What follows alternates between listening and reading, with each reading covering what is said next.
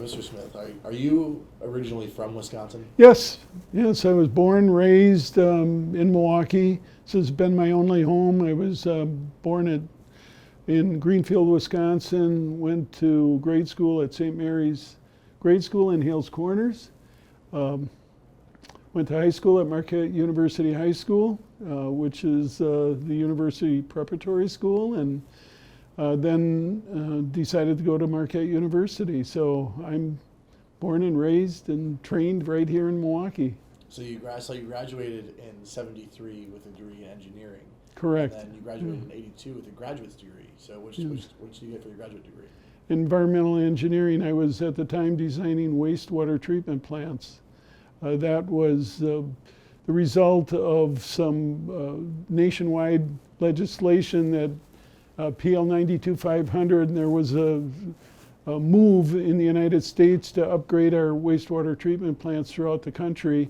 And there just was, the federal government had initiated and instilled a lot of money into doing that and to helping every community raise their levels of treatment from, at that point, it was either primary or very low grade secondary treatment to, at minimum, secondary treatment to higher levels of treatment. It's hard to believe that in the middle of the 20th century that we only had secondary or lower levels of treatment in our wastewater that was being discharged into our public streams and lakes. Right. So it was a very exciting time for me to graduate from Marquette University. There was a good opportunity, and Marquette had a great reputation for their environmental services curriculum. So outside of engineering, I mean, coming from a student who's going to graduate in 2016, what was life like, in 71, 73 when you graduate? Were you to basketball games as a Peter, oh yes, yeah. And of course we had a different atmosphere because everything was in Mecca at that time, the old stadium where the UWM Panthers play now, but that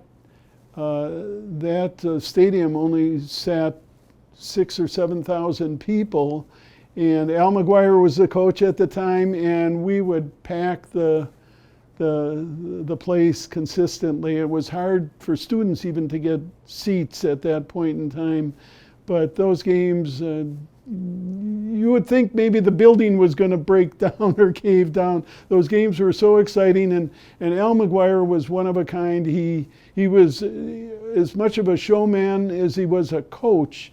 And so the entertainment would, you never know who to watch more, whether it was Al McGuire or the game going on. But he was masterful in bringing exciting basketball to Marquette University. I was very fortunate. Of course, at the time that I entered Marquette University, I had no idea. You're not thinking necessarily of basketball.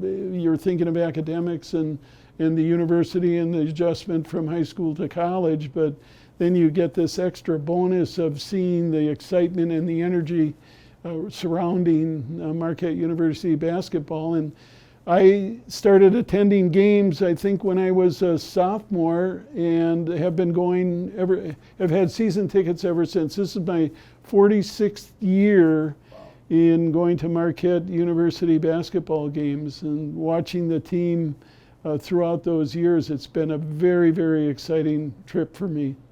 So outside of basketball games, I mean, what were some of your favorite memories at Marquette? Which dorms did you live in? When did you go to class? Well, none. I didn't live in a dorm. I left.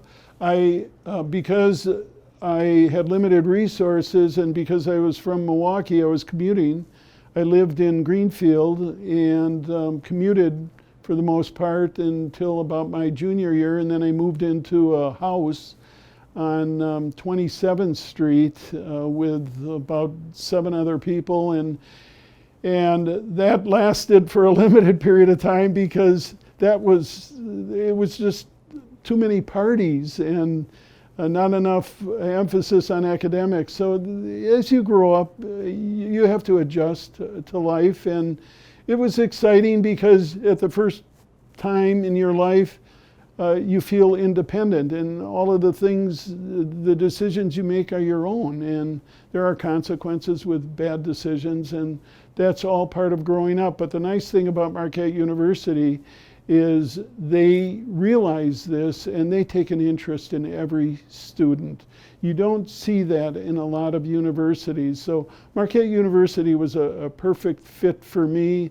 I was having difficulties scholastically and adjusting to the pressures of college life. I had to work when I was going to school, and I worked cleaning the bars on Marquette University's campus. And that's a whole separate interview. Let me tell you about the bar life. No, I bartended one of the bars as well, so I'm sure we had very similar experiences in that regard. Well, I came in after the bars were closed, so I had to start cleaning bars at 4 in the morning. Wow. And I, for a long time, never even wanted to go to a bar because Right. I had to clean The memory. the bars. But living at Marquette, it was the right choice for me because I was close enough to home that I had a support system and a fallback when things weren't going too well. And the university just embraced the students there. And if you had trouble, you had to ask for help, and they were right there to guide you and give you advice, and then to watch you and monitor and counsel you during all of these periods. Yet at the same time, for you to have a meaningful impact in your life. It wasn't enough just to go to school. There was a lot of discussion at what do you want to be? And not only what you want to be, but how can you help society? It isn't about you, it's about how you can impact the world. And so the vision and the mission of the university is very important. And as it turned out, Peter, my whole life revolved around that university because I met my wife. I developed a strong relationship with the College of Engineering. I ended up starting a business. To this day, I have a very strong relationship with the university. I sit on the Civil Engineering Board. We have a very strong co-op program in the corporation, and I'm constantly helping whenever I can at the university level. Was significantly involved in trying to raise funds for the new college. And we're only halfway there. Only 50% of the college was built, but we're continuing to raise funds, and the dream to build the remaining half of it will come. So, in addition to the professional growth into the company that Marquette has helped you achieve in your life, you said you also met your wife. Yes. How did you meet her? It goes a little bit further back than that. She was born and raised in Milwaukee as well, and in the city of Milwaukee, and she attended Pius High School, which is a very strong rival of Marquette University High School. And so I didn't know her personally, but I met her through a friend that Marquette High School, in all of their events, of course, we would seek dates from other schools because at Marquette we don't have the pool of females, and to this day we still don't because it's a single-sex high school, parochial high school.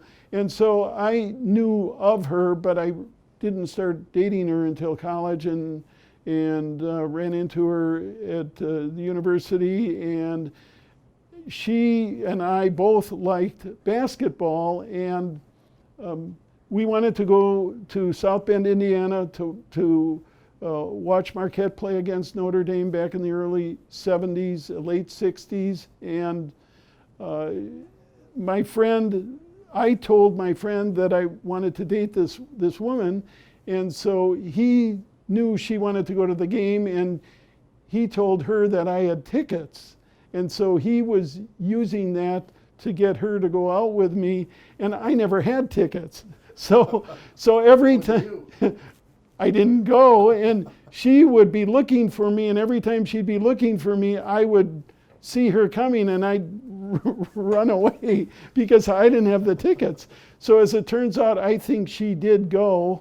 I never did go, and my friend, who kind of left me hanging, I told him I never had tickets. He said, don't worry about that. He'll get me the tickets. Well, he never knew how hard it was to get tickets to an away game at Marquette University, especially with the rivalry back then between Notre Dame and Marquette.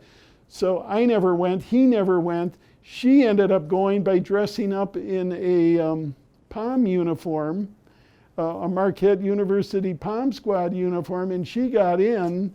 Then we really didn't have any contact with each other for about 2 or 3 years, and then and I don't know that she would have ever even gone out with me, but I called her up just on a whim and invited her out to Summerfest, which I did have tickets for. Yeah. And so that was our first date. We went to Summerfest and we watched Sly and the Family Stone. That dates us, right? Yeah. And then we started a relationship after that, and she graduated, became a math teacher in the Milwaukee Public School System, and we continued dating. In 1974, we became married, and we're married on campus at Jesu Church. And we've been married now for 42 years, have 3 children, and I'm telling you, it's just been a wonderful story. And when you're so grounded in so many common things in life, it makes things a lot easier through health issues or financial or marital issues or having children or parenting.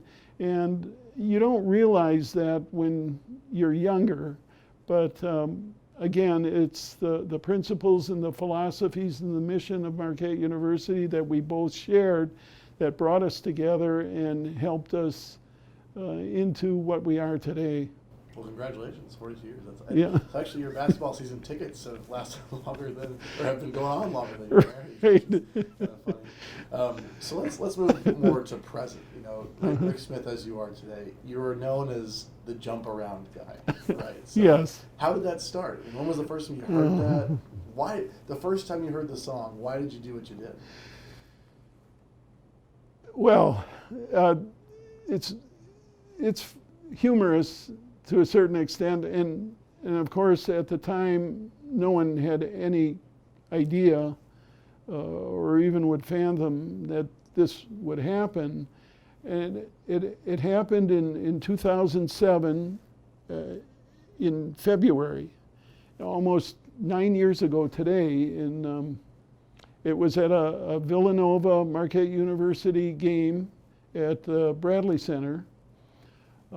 Marquette was ranked number 16th at the time. Villanova was not ranked at all, but it was still a high-powered game, and ESPN was televising the game. And we were, our season tickets at that time, and they still are, next to the students. And we have the reseating opportunities every year or every 2 years that the season ticket holders have to go through this reseating based on the number of points you've accumulated. And we have opportunities to improve our seats, but I don't want to move anymore because I love being next to the students. So this game was being televised by ESPN, and that really was inconsequential at the time, but that's how this ultimately became a news item, is they were playing the song and the students were jumping up and down, and we're sitting next to the students, and I'm sitting next to friends and alum, and we're in business suits and everybody's stodgy, and I'm looking at the students and kind of rocking my head, and this had been going on, of course, for years by that time. And so I said, you know, why are the students the only people who get up and cheer? And I said, why doesn't anybody else? And I'm looking around me and talking to the people next around me. I said, how come no one else wants to do that? And they're all looking at me like, what am I talking about? And finally, one of the individuals next to me said, well, Rick, what's holding you back? And I said, you're right, you know. So I get up and I start jumping, and as soon as I got up, ESPN put the camera on me, and I guess the arena put the camera on me as well. So I was on the Jumbotron, and I was in a business suit, and as soon as that happened, the students went wild and the crowd went wild, and I sat down after the song and I said, well, there, you know, and they're all surprised a little bit and wondering, well, I guess he did it, you know, he challenged us. So we went home. It was a good time. Marquette ended up winning against Villanova, and the next home game, the song started playing again, and I'm not doing anything. I did what I did, right? It was a fluke challenge at a game, and that was the end of it. So the song's playing, and I'm talking, and the people around me are saying, hey, you got to get up. And I said, get up for what? And they said, look at the students. And so the students were all pointing at me with their fingers. And they said, well, you got to get up now. And so I got up, and as soon as I got up and started jumping, again, the camera went on me, and the students went wild. And so that was the second game, and as I'm leaving the game, all of a sudden, students are coming up to me. Other fans that were at the game are coming up to me and saying, great job, I hope you continue. I said, I don't know what's going on. So 2 games turned into 3 and 4, and it's just been going on for 9 years ever since. And I don't know why. I don't know when it'll end. I don't know what the interest is or the excitement, but it's kind of created a little bit of just a row at the games and with the media and wherever I go. Yeah. Are you ever recognized on the street? Oh, many times. In restaurants? Chicago, New York, Florida. I have people, and it is a little bit embarrassing because I'll be at a restaurant and people will be looking at me and I'm wondering why, because of course I don't know them. Right. And it's a matter of time. Some people just continue to look, but eventually most of them will come up to me and they say, I'm sorry, I don't want to bother you. And especially if we're in another state, because they're not sure. Right. But they said, you look familiar. Do you do anything with Marquette University? And then of course I immediately say, well, yes. And they said, oh, stand up and start jumping, right? So yes, it is true. When I go around Milwaukee, if I'm in other cities, I'm recognized frequently wherever I go. And it was. I think the most ironic part, I was telling you about the Big East tournament, and congratulations on being able to go this year, but about 6 years ago I went to the Big East tournament, and we're in Madison Square Garden, and Marquette's playing Pittsburgh, and Tom Crean was the coach, and the song was playing, and here in Madison Square Garden has an attendance of, I don't know, 20,000 people you can squeeze into that arena. And so the song started playing, I got up and started jumping, and I was on the New York City Madison Square jump. So it's been a phenomena, and it's fun, and people have encouraged me to continue doing it as long as I enjoy it. So that's the story behind it. Right. I don't know anybody. I don't know how exactly how it caught, but people refer to me as Ron Burgundy and Will Ferrell. And just started on a bet, on a challenge from one of your buddies. Right. So because the jump around song is so big with the Wisconsin Badgers at their football games and basketball games, do you ever get flack from Badger fans? Oh yeah. You do? Oh yeah. They say, oh, because we have a large contingency of UW graduates in the firm as well, right. From the whole UW system, and they'll chide me and kid me. They'll say, oh, Rick, they can make a big deal of you. Wisconsin's got 60,000 jumpers. Yeah. Marquette only has one. That's all right, as long as you're the most loyal and true one, right? As long as we beat them like we did this year. Exactly, that's all that matters. They can say whatever they want. Exactly. So, I mean, does the nickname anything? Do you like being this anonymous figure, this jump around guy, or, to the Well, students? I don't try and promote it. People have asked me over the years, can I endorse this? Can I wear their shirt? Can I go on a commercial for them to help them? I've had people from Allen Edmonds wanting me to jump in their shoes, and other companies wanting me to sport their company cap and I jump. And I said, no, I don't want to get into that. They've offered me perks and money, and it's just a fun thing. I don't want it to get out of hand. If it ends, it ends. I don't mind it. I'm not going to go out of my way to continue to promote it. People have told me that they've seen that the Milwaukee Admirals has taken some of the film from the basketball games and shown it at an Admiral game, because I'll get a call from somebody who'll say, oh, Rick, I saw you at the Admiral game jumping. But it's fun. My people always approach Joan, my wife, and they say, you must be embarrassed, And she said, no, I actually like to see him jump, and if I'm not in the mood, if I'm in having a bad day or aching or whatever it is, or late and rushed, and I have other things on my mind, if the song plays, she usually prods me. I said, I don't feel like, she said, you got to get off. You have to.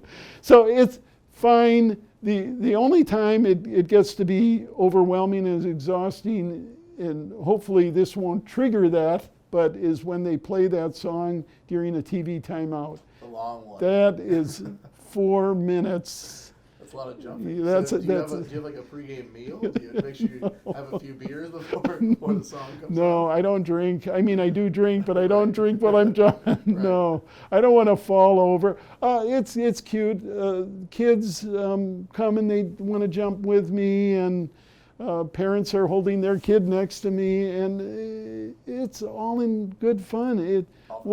Whatever helps Marquette University and makes people smile, that's really all that matters. Right. So when you're at the game, you wear the full suit, obviously. Yeah, except on weekends. Except on weekends, then it's more the sweater and the button down. No, that's great. So Yeah. do you have a favorite? I mean, you've been watching Marquette basketball for a long time. Do you have a favorite player, a favorite team? Obviously, the national championship team is pretty special. Yeah. I mean, you have to look back at the McGuire years for exciting basketball, but even every year brings new talent and brings exciting games. And even this year, Marquette beat Providence twice, and they were ranked at the time. The thing Marquette does is they play exciting basketball. The years that Marquette was coached under Al McGuire, they had a lot of these well-known players. The Dean Memingers, the Doc Rivers, the Gary Brells, Lackey, and Joe Thomas, Rick Cobb, all these almost iconic figures. And Marquette had a great reputation. I think when Al was here, they were always ranked within the top 10 in the country. They were not part of any conference. And those were very, very exciting games. And to say that there was one favorite, I mean, right now, Dwayne Wade. You look at Dwayne Wade, Jimmy Butler. These people are stars. And they got their beginning at Marquette University. I'm just as excited going to a Milwaukee Buck Miami Heat game or Milwaukee Buck Chicago Bull game as I am going to Marquette games, because I purposely choose to buy those tickets to watch Marquette players play NBA basketball. And look at now, we've got Steve Novak, who was just signed by the Milwaukee Bucks. And Steve Novak, that was one of my most memorable games is when we played the University of Kentucky, which was ranked number 2 at the time. And Steve, we just Marquette annihilated them, and Steve Novak had a record 41 points in that game. Jim Calhoun didn't know what to do. There was no stopping the guy. Right. They could put 3 people on. There are those unique situations where no matter what you do, you just have to bite your tongue and hope the game ends quick if you're an opponent, Right. and then go home. Yeah. But there were a lot of games. The Jim Whitehead game in the NCAA tournament when we won, when we were down, and they threw a full court pass, and Whitehead picked the ball and just dropped it in the basket, and we won. I mean, that game, that was like the Brett Favre Hail Mary pass. Right. Those things just didn't happen, and when they did happen, it was so exciting. Pandemonium, whether you were in Milwaukee or at the game, it was something to be talked about for the next 6 months on the university and the campus. And it's good, clean, healthy maturity and fun. And so it's brought a lot of joy to a lot of people. And Marquette University is just this living idealism, as far as I'm concerned, in family life, leadership, and service in the community and in my life, and in as many other lives that we can touch and bring into society. So there's a lot of memorable games. Yeah.